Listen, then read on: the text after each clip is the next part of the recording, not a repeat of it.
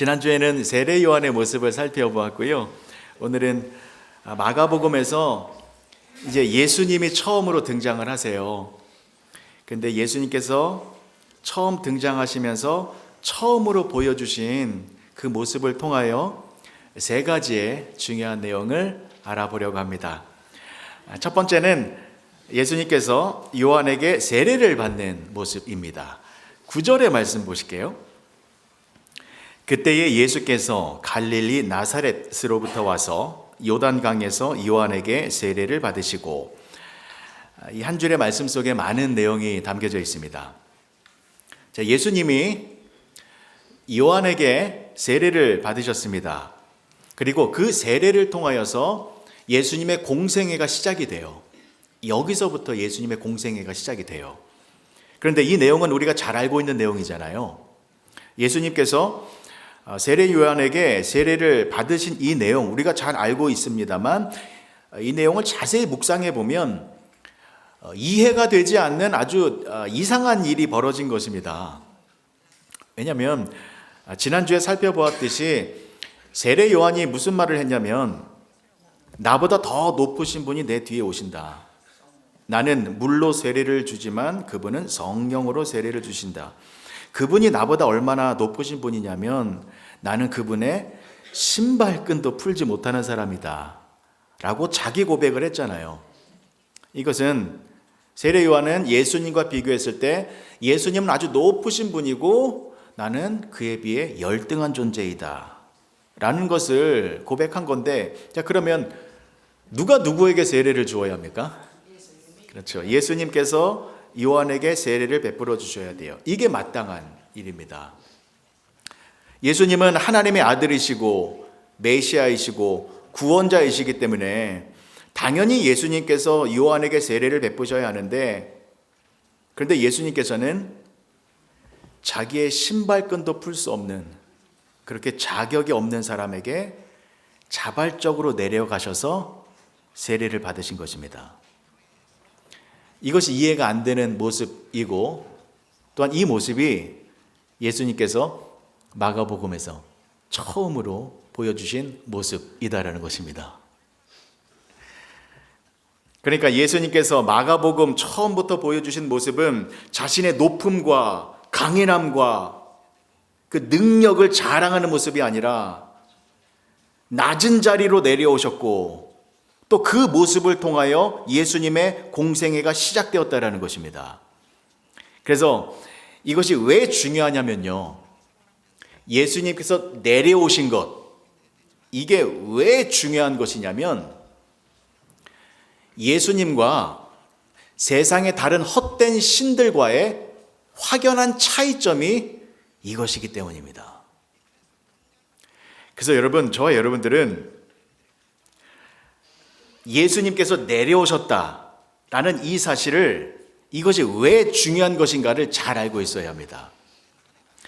세상의 모든 신들은 정상에서, 그 위에서 신으로 군림하면서 사람들을 자신의 발 밑에 두고 있지만, 예수님은 가장 높은 곳에서 끊임없이 내려오시고 낮아지시고 낮아지심으로 말미암아 당신의 하나님 되심을 증명하셨다라는 것이죠.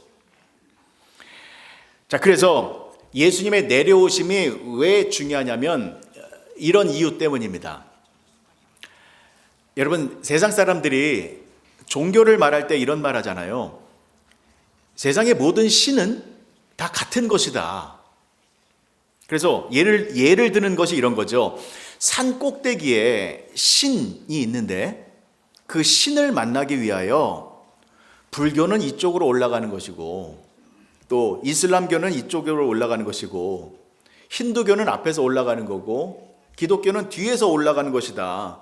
그러니까 올라가는 길과 형태만 다른 것이지, 다 같이 열심히 올라가면 결국에는 그 위에서 하나의 신을 만나는 그러한 어떤 모든 종교는 동일한 것인데 왜 기독교만 유일한 길이냐라고 시비를 걸잖아요.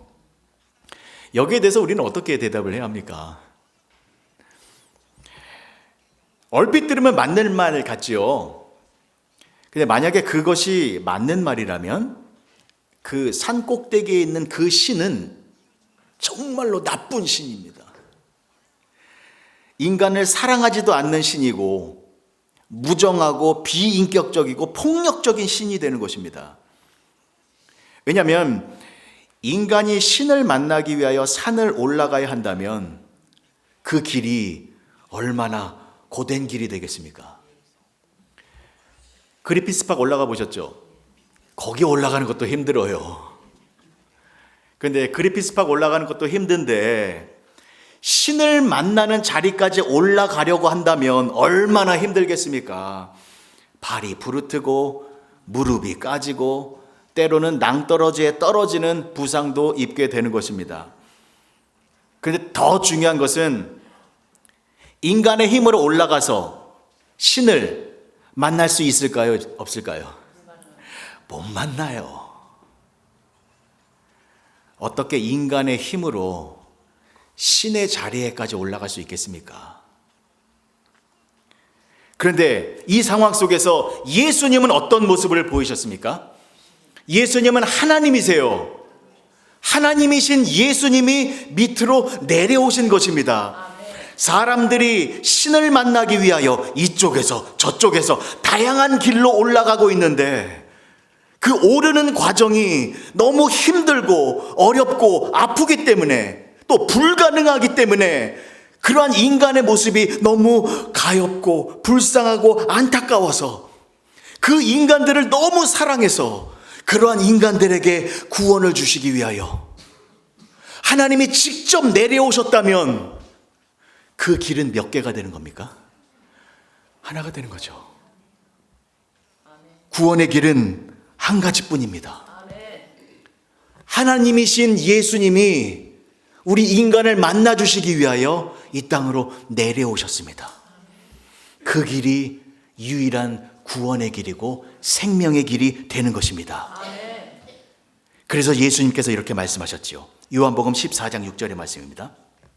예수께서 이르시되 내가 곧 길이요 진리요 생명이니 나로 말미암지 않고는 아버지께로 올 자가 없느니라. 예수님께서 길이라는 단어를 말씀하셨어요. 유일한 길이기 때문입니다. 지금도 많은 사람들은 신을 만나기 위하여 산 위로 올라가고 있습니다. 그래서 여전히 다양한 종교가 있는 겁니다. 내가 올라가서 만나보려고. 그러나 다 속고 있는 겁니다. 안타까운 현실입니다. 못 올라가요. 못 만나요. 인간이 하나님을 만나기 위해서는 하나님이 내려오셔야 됩니다. 내려오셔서 우리를 만나 주셔야 됩니다. 그분이 바로 예수님이시다라는 것을 잊지 마시기 바랍니다. 때문에 예수님이 내려오셨다라는 것, 이게 얼마나 중요한 것인지 아시겠지요? 잊지 마시기 바랍니다. 자, 두 번째 살펴볼 내용은요. 자, 예수님께서 이렇게 낮은 자의 모습으로 내려오셨어요. 이게 또 왜 중요하냐면 예수님이 그렇게 낮은 곳으로 내려오셔서 요한에게 세례를 받으셨잖아요. 그 세례를 받으신 이후에 엄청난 일이 벌어졌기 때문입니다. 자, 마가복음 1장 10절과 11절의 말씀입니다. 곧 물에서 올라오실새 하늘이 갈라짐과 성령이 비둘기같이 자기에게 내려오심을 보시더니 하늘로부터 소리가 나기를 너는 내 사랑하는 아들이라 내가 너를 기뻐하노라 하시니라. 아멘. 자, 예수님께서 요한에게 세례를 받으셨어요. 여기서 잠깐, 예수님이 받으신 것은 정확하게 말해서는 침례입니다.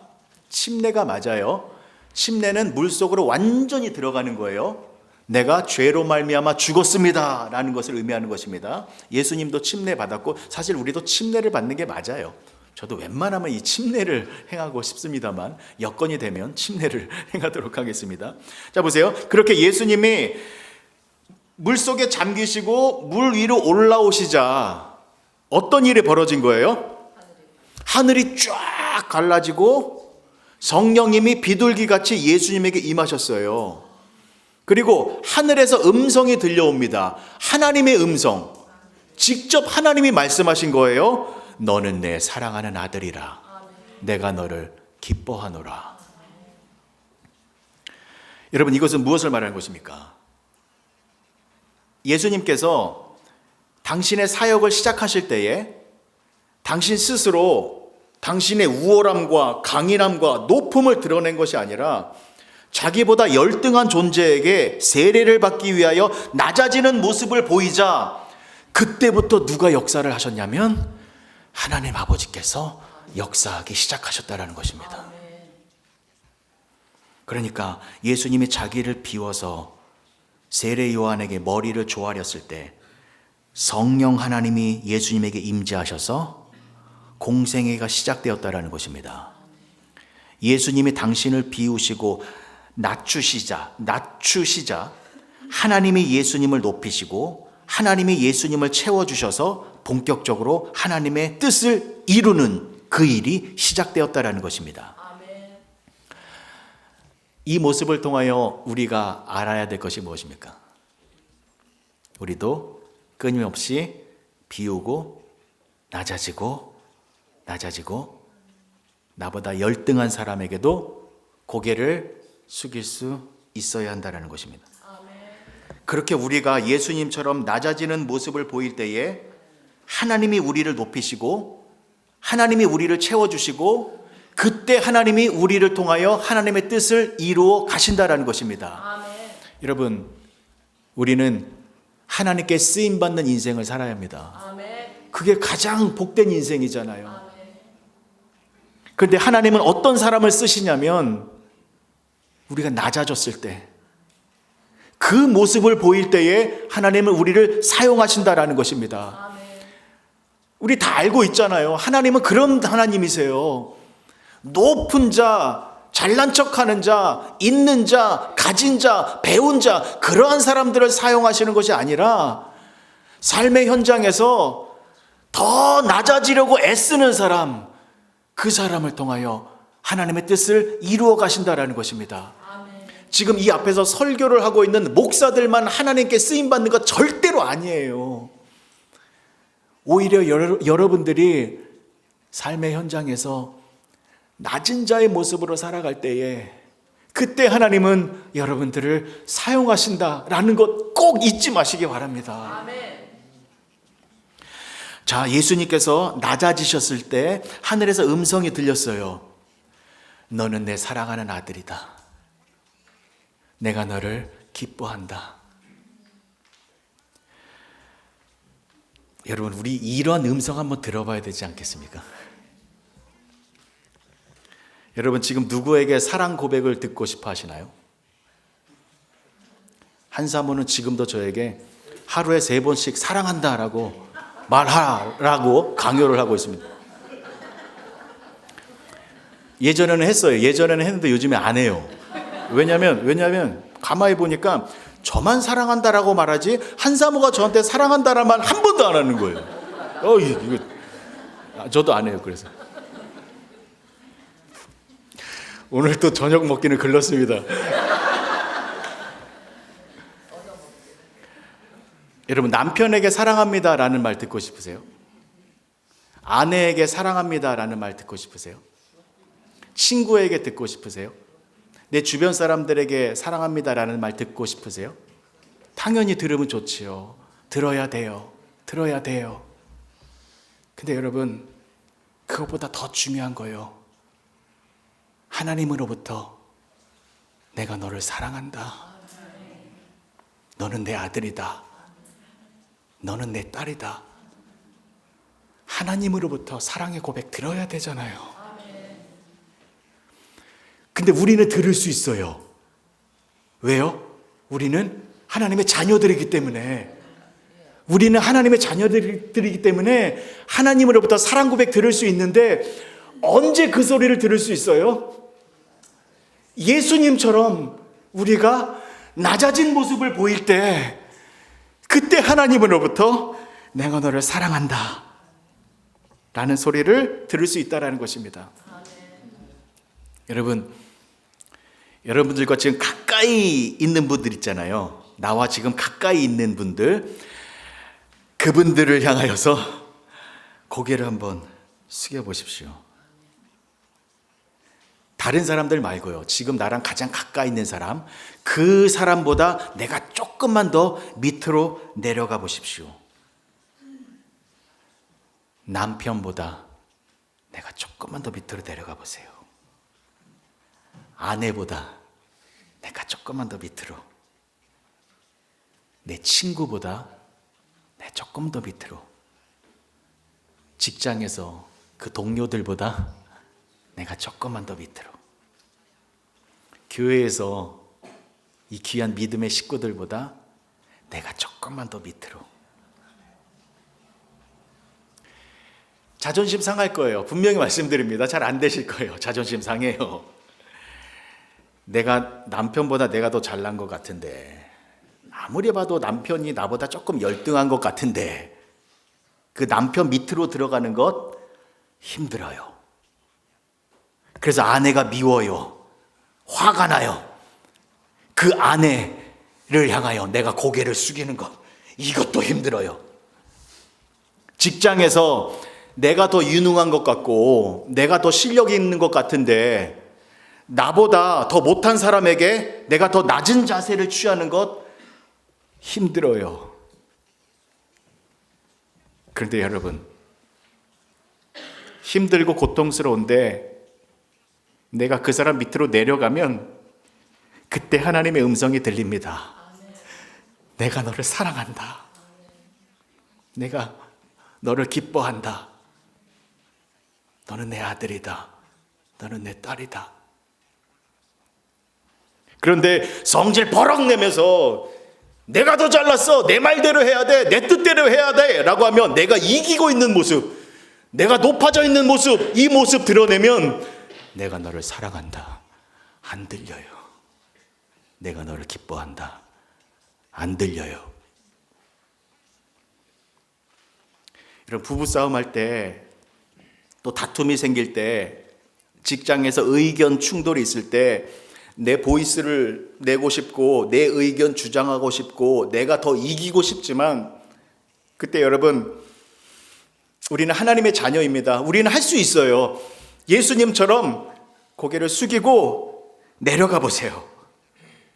하나님의 음성이 분명히 들릴 겁니다. 너는 내 아들이다. 너는 내 딸이다. 내가 너를 사랑하노라. 그러면서 하나님께서 우리를 높여주실 것입니다. 그러한 은혜와 또 그러한 귀한 축복의 삶을 살아가시는 저와 여러분들이 되어주시길 주님의 이름으로 간절히 축복합니다. 아멘.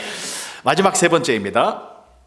자, 예수님께서 물 위에 이렇게 올라오셨어요. 성령님이 비둘기같이 임하셨습니다. 그리고 하나님의 음성이 분명히 들렸어요. 너는 내 사랑하는 아들이다. 내가 너를 기뻐한다. 라는 음성이 들렸어요. 자, 그런데 보세요. 여러분, 그 모습과 그 음성을 예수님만 보고 들으셨을까요? 아니에요. 그 당시에 요단강에 있었던 모든 사람들이 그 모습을 보았어요. 그 음성을 들었어요.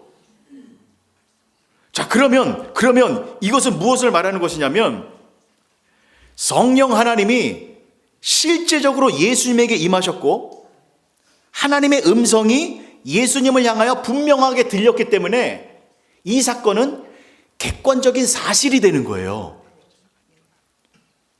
자, 그럼 보세요. 그러한 일이 실제로 벌어졌다면 그럼 우리 생각에는 그 다음에 어떤 행동이 이어져야 합니까? 예수님은 당장에 예루살렘 대도시에 가서 교회를 개척하셔야 돼요. 많은 사람들의 눈에 그게 보였어요. 성령님이 예수님과 함께 하시는 모습. 많은 사람들의 귀에 그게 들렸어요. 하나님이 예수님을 사랑하신다라는 것. 완전히 예수님은 하나님과 함께하고 있는 거잖아요. 근데 이 중요한 순간에 하나님께서는 이 예수님을 어디로 보내신 거예요? 지금 이 분위기 이끌고 예루살렘 대도시로 가면 큰 부흥이 일어나요. 그런데 하나님은 이 중요한 순간에 예수님을 어디로 보내셨습니까? 광야로 보내셨어요. 자, 마가복음 1장 12절과 13절입니다. 성령이 곧 예수를 광야로 몰아내신지라 광야에서 40일을 계시면서 사탄에게 시험을 받으시며 들짐승과 함께 계시니 천사들이 수종들더라. 자, 이 부분도 이해가 안 되는 부분입니다. 지금 예수님이 성령으로 충만한 상태이세요. 그래서 이제 본격적으로 공생애가 시작됐잖아요. 자, 이때 대도시로 가신 것이 아니라 광야로 가셨어요. 이 부분이 저와 여러분들에게 놀라운 은혜와 축복이 되는 겁니다. 얼마나 감사한 모습인지 모르겠습니다. 설명을 드릴게요. 잘 들어보세요. 여러분, 지금 예수님께서 가신 그 광야는 들짐승들이 있는 곳이고 그리고 사탄이 지배하고 있는 곳이에요.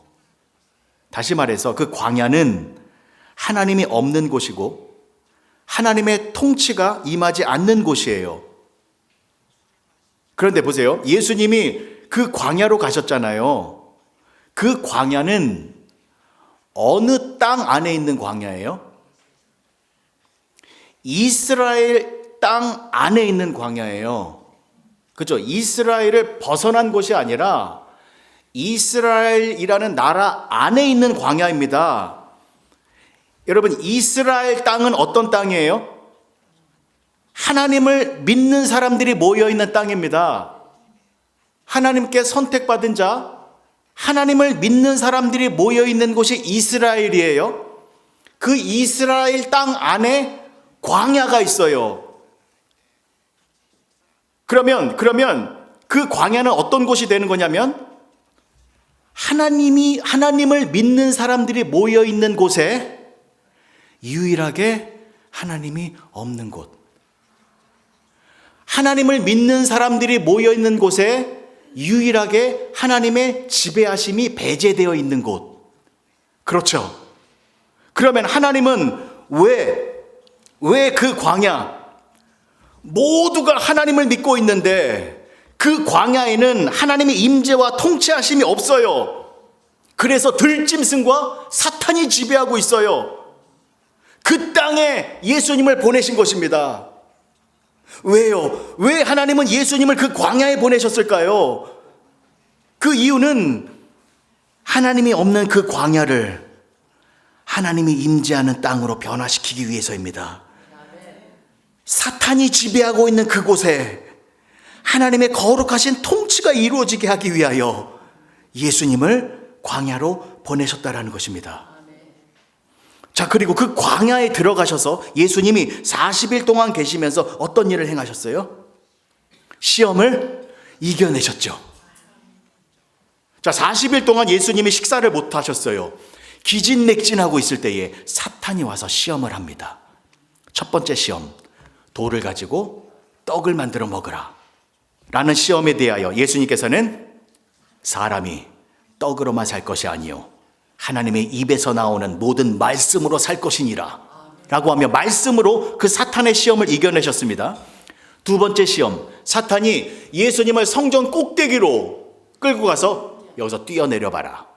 그러면 하나님이 천사들을 보내셔서 너를 안전하게 지켜주실 것이다 라는 시험에 대하여 예수님께서는 주 너의 하나님을 시험하지 말라 하였느니라 라는 말씀으로 또 사탄의 시험을 이겨내셨습니다. 자, 그리고 마지막, 사탄에게 절하면 세상의 모든 영광과 권세를 예수님에게 주겠다라고 시험을 합니다.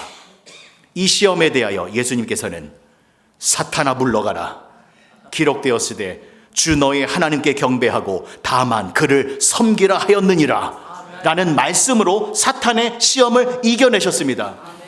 여러분, 예수님은 사탄이 지배하고 있는 그 광야에 들어가셔서 사탄의 모든 시험을 이기고 승리하셨습니다. 그리고 나자 이런 일이 벌어지지요. 마태복음 4장 11절, 이에 마귀는 예수를 떠나고 천사들이 나와서 수종드니라. 마귀가 떠나갔습니다. 광야를 지배하고 있던 마귀가 떠나갔습니다. 사탄의 통치가 떠나고 예수님으로 말미암아 광야에 하나님의 나라가 임한 것입니다. 하나님이 없던 곳에 예수님이 가시니 하나님이 임재하게 되었고, 사탄이 지배하던 곳에 예수님이 가시니 하나님의 통치가 이루어졌고, 어두움이 가득한 곳에 예수님이 가시니 하나님의 생명의 빛이 비치게 되어졌다는 것입니다. 그렇다면 여러분, 이것이 우리들에게 왜 중요한 것일까요? 이것이 우리들에게 너무나도 중요한 이유는 우리 안에도 광야가 있기 때문입니다. 우리 안에도 하나님의 통치가 배제되어 있는 곳이 있어요. 하나님을 믿는 사람들, 그 이스라엘 땅 안에 하나님의 통치가 없는 광야가 있었듯이, 하나님을 믿는다라고 하는 우리들, 나 하나님 믿어요 라고 하고 있지만 내 안에 하나님이 없는 그러한 공간, 광야가 있다라는 것입니다. 그렇다면 우리 안에 있는 그 광야는 어떤 곳입니까? 내 안에 있는 어두운 공간입니다. 죄가 가득한 곳, 하나님의 뜻이 아니라 인간의 욕망이 가득한 곳, 그래서 짐승 같은 본능이 날뛰고 있는 그곳, 하나님의 통치가 아니라 사탄이 지배하고 있는 그곳, 광야와 같은 공간이 우리 안에도 있어요. 여러분, 하나님을 믿는 사람들도 중독에 걸린 사람 많이 있습니다. 도박에 중독되고, 마약에 중독되고, 음란함에 중독되고, 운동에 중독되고, 일에 중독되고, 술에 중독되고, 취미 생활에 중독되고, 게으름에 중독된 사람들.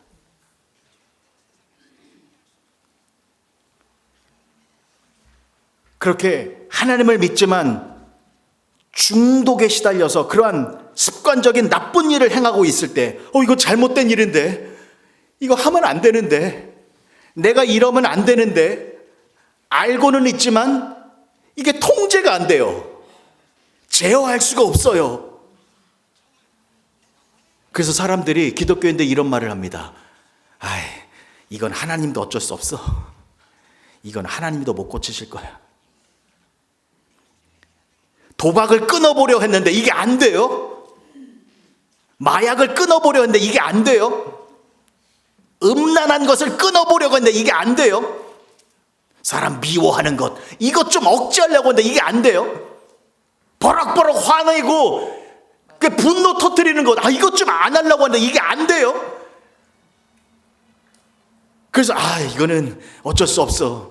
나 하나님 믿고 예수님 믿지만 이것만큼은 하나님도 어쩔 수 없으실 거야 라고 하는 하나님의 지배하심이 없는 곳, 여전히 사탄이 지배하는, 그렇게 내버려두는 그 공간 있습니까? 없습니까? 있지요. 근데 여러분, 혹시 그래, 내 안에 이 광야, 이건 하나님도 어쩔 수 없으실 거야 라고 하며 포기하면서 여전히 이 습관적인 죄를 짓고 계시는 분, 그래서 내 광야를 그냥 내버려 두고 계시는 분이 계시다면, 그러한 여러분들에게 제가 다시 한번 예수 그리스도를 소개해 드리겠습니다. 살아계신 예수님은 여러분들의 광야 속으로 들어가십니다. 그래서 40일간 광야 속에 계시면서 사탄의 모든 시험을 이기셔서 사탄을 몰아내셨던 그 예수님의 능력을 가지고, 성령 충만한 그 능력을 가지신 예수님이 여러분들의 그 광야 안으로 들어오셔서 여러분들의 그 어두운 공간을 다시 회복시키실 것입니다. 예수님이 들어가십니다. 여러분들의 안에 있는 이 광야 그냥 두시면 안 됩니다. 여기서 썩은 냄새가 나오고, 여기서 썩은 물이 나오고, 이 어두운 광야 때문에 내가 여전히 나쁜 행동을 하고 있는 것입니다. 이 광야가 변화되어져야 합니다. 근데 그 광야를 변화시킬 수 있는 분은 성령으로 충만하신 예수님만이 그 안에 들어가셔서 새롭게 변화시킬 수 있다는 것입니다. 여러분, 그 예수님을 영접하시기 바랍니다.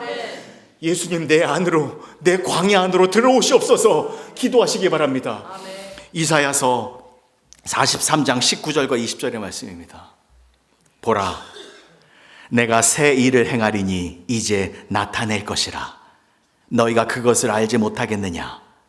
반드시 내가 광야의 길을, 사막의 강을 내리니 장차 들짐승 곧 승냥이와 타조도 나를 존경할 것은 내가 광야의 물을, 사막의 강들을 내어 내 백성, 내가 택한 자에게 마시게 할 것임이라. 하나님이 예수님을 통하여 이 일을 행하십니다. 하나님은 지금도 예수님을 여러분들의 광야로 들여보내십니다. 그래서 여러분들의 광야에 새로운 생명의 향기가 드러나게 만드시고, 강물을 터뜨리셔서 생명수를 공급해 주시는 이 놀라운 일을 행하고 계신다라는 것입니다. 여러분, 기도하셨으면 좋겠어요. 정말로 간절히 사모하며 기도하시기 바랍니다. 여러분 안에 광야 있어요. 외로움이라는 광야도 있을 거예요. 또 억울함이라는 광야도 있을 거예요. 그리고 풀지 못한 여러 문제들, 여러 가지 광야가 있을 거예요. 그거 해결되어질 수 있습니다. 예수님이 들어가십니다. 그 예수님과 함께 광야가 변화되어져서 온전히 하나님께 주시는 그 은혜와 기쁨을 누리며 사시는 복된 성도님들이 되어주시길 주님의 이름으로 간절히 축복합니다. 아멘. 기도하시겠습니다. 좋으신 아버지 하나님, 은혜를 감사합니다. 예수님께서 세례를 받으시고 성령 충만하신 후에 곧바로 들어가신 곳이 광야였습니다. 광야로 들어가신 이유는 하나님이 없는 그곳에 하나님이 임재하고 사탄이 지배하고 있는 곳에 사탄을 내어 쫓고 하나님의 통치하심의 그 에덴 동산으로 만들기 위함인 것이었습니다. 예수님, 내 안에 광야로 들어오셔서 내 안에 광야도 에덴 동산으로 변화시켜 주시옵소서. 그리하여 하나님과 함께 기쁨을 누리며 살아가는 우리 모두가 되게 하여 주시옵소서. 예수님의 이름으로 기도합니다.